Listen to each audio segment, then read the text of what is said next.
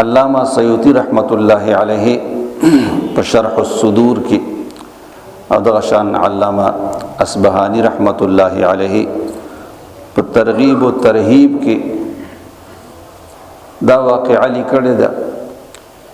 چې حضرت حوشب رضی اللہ عنہ دوی چې زه د ایران په نیشاپور ښار باندې چې کوم دی زه تیرېدم او هلته یو مقبره وه د مقبرې سره خوا کې جومات د مازدیګر د مونځ وخت وی زه په هغې جومات کې چې کوم دی د مانځه دپاره ننوتم د مازدیګر مونځ مې وکړو د مازدیګر د مونځ نه پس په دغه مقبره کې وی یو قبر وشلیدو او د هغې نه چې کوم دی یو سړی را ووتو چې د هغه سر د خر په شانتې او نور بدن چې کوم دی د انسانو او د خر په شان یو درې اوازونه وکړل واپس په قبر کې ښکته شو قبر پې رابند شو زه ډېر زیات حیران شوم خلک هم حیران وي دغلته یو بوډۍ ښځه وه هغې ما ته وې چې دا پورې ښځه تا ته ښکاري وي ما ورته وې چې آو دغې بوډۍ وویل چې دا قبر والا کس دا د دغې ښځې زوی دی او دې د شرابو عادي شراب به څکل دی چې به کله کور ته راغی نو د مور به ورته نصیحت کو چې بچیه د الله نه ویریږه او دا شراب مسکه ته به تر کومې پورې دا شراب څکې وي دا مور به ورته کله کله په دې باندې غصه شوه قار به شوه ورته وي ده به ورته په جواب کې وي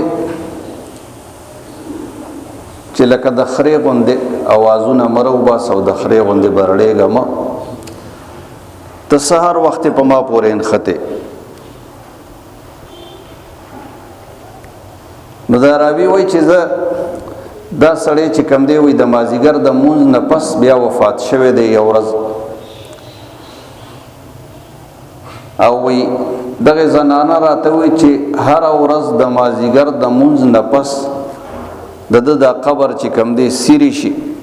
دې ته راوځي او د خر غوندې درې اوازونه وکړي او بیا په قبر کې ښکته شي قبر پې رابند شي وایي دا الله پاک ده ته د مور د هغې بې عزتۍ چې کوم دی سزا ورکوي د مور او پلار نافرمانی دا د عذاب قبر سبب هم چې کوم دی دا ګرځي علماء کرامو دا هم لیکلی دي چې د مور او پلار نافرمانی دا د انسان د پاره د عذاب قبر سبب هم ګرځيږي څوک د مور او پلار نافرمانی کوي نو هغه ته به چې کوم دی په قبر کې هم د دې په وجه باندې عذاب او سزا دا ورکولی شي بلکې د اکثر گناهونو په وجه باندې په قبر کې هم الله تعالی چې کوم دی انسان ته عذاب او سزا دا ورکوي او بیا خاص کر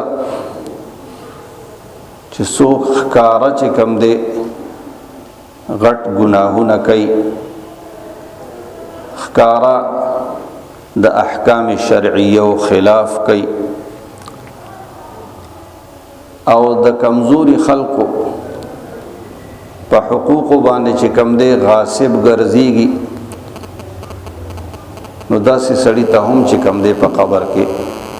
عذاب او سزا ملاوي نو د مور او پلار په نافرمانه باندې د هغې په بې عزتۍ باندې هم چې کوم دی عذاب قبر دا انسان ته ملاوي